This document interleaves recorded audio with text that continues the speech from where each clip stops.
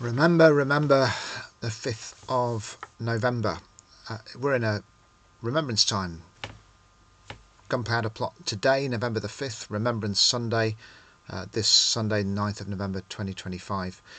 And remember has got two root meanings: to bring to mind, to remember, but also it can mean to put back together. It's the opposite of dismember, to put together what's been taken apart. So when Jesus says, when you do this, when you drink bread and wine, do it to remember me, we're not only bringing to mind what Jesus did for us in dying for us on the cross, but we are reconnecting ourselves with Jesus, and we're reconnecting ourselves with all the other people that share in that special meal. And on Remembrance Sunday, we bring to mind the sacrifice of those who've died for our country in defence of our nation and in defence of peace and freedom and all the blessings that we enjoy at the moment. We bring them to mind and we reconnect ourselves in spirit with those who gave their lives, and we connect with each other as we remember together. Guy Fawkes Night, even though that famous poem, Remember the 5th of November, gunpowder, treason and plot, I see no reason why gunpowder treason should ever be forgot. That's not actually remembrance, it's more like resentment.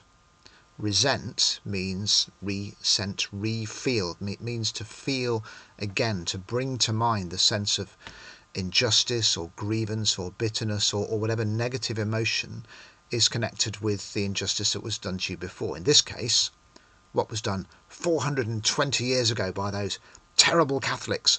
Why should we ever forget it? Well, maybe it's time to let go and move on. But how easy do we find it to do that? It's really easy to blame everybody else for everything else.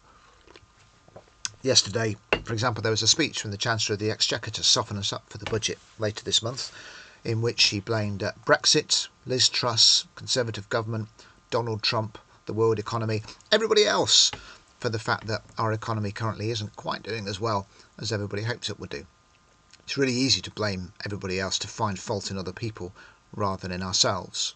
If somebody walks past us in the street and ignores us, they blanked me. Did you see that? It's terrible. It's so rude. They deliberately blanked me. If we walk past somebody in the street and ignore them, oh, sorry, I didn't see you. We cut each other so much slack, but we're so quick to find fault in other people and then to resent it, to re-feel it, to bring it to mind, to stoke up that feeling of feeling hard done by and blaming everybody else rather than taking our own responsibility. I remember talking to a family many years ago around a funeral, and brother and sister had fallen out, and the sister said, well, he knows how to get hold of me. He knows my phone number. If he wants to kind of get back in touch, he knows how to get hold of me. He can ring up.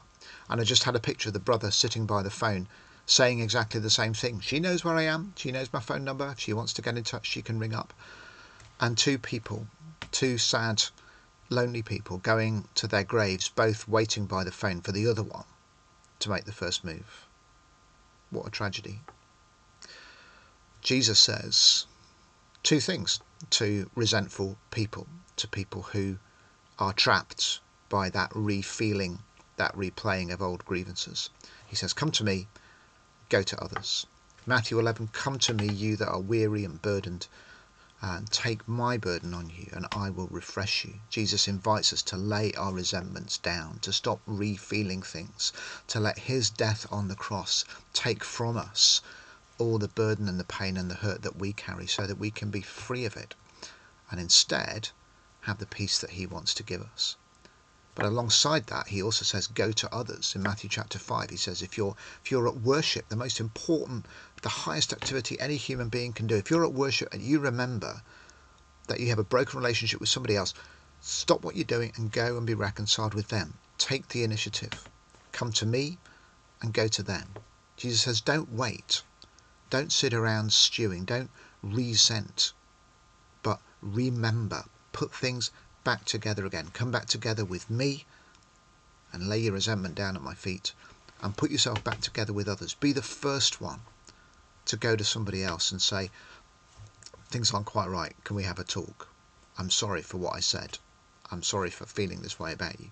Be the first person to make peace. Jesus says, blessed are the peacemakers. It doesn't say blessed are those who sit and wait for others to sort things out. But we need to be the first people who are walking across the room, stretching out the hand, sending a note, taking initiative, rather than the first one to be taking offence and be getting the hump and putting people at odds with each other.